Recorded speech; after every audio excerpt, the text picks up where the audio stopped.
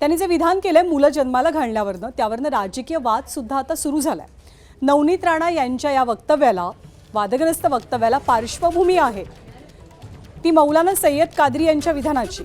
या मौलानांना 4 बायका आणि 19 मुलं आहेत, त्यामुळे आता हिंदूंनी सुद्धा 3 ते 4 मुलांना जन्म द्यायला हवा असं थेट मत राणांनी व्यक्त केलंय।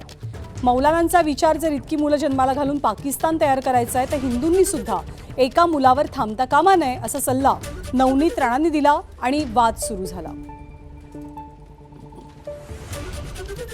एक मौलाना आहे की कोण आहे देवालाच माहीत आहे, पण ते खुलेआम असं म्हणतात आहे की मला 4 बायका आणि 19 मुलं आहे म्हणतात।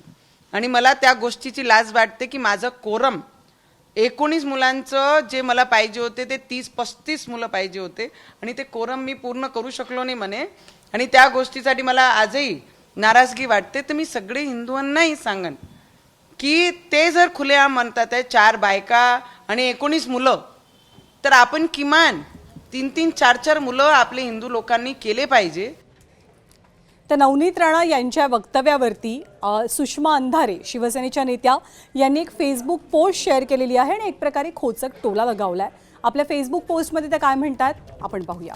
सुषमा अंधारे असं म्हणतात की अतिशय चांगला विचार आहे, नवनीत राणांच्या वक्तव्याला अनुसरून त्यांचं हे विधान।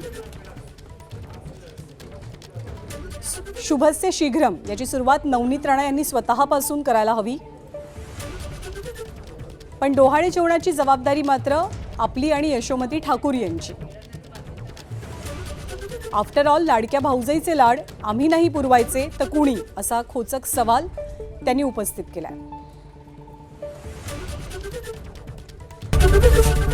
एबीपी माझा, उघडा डोळे बघा नीट।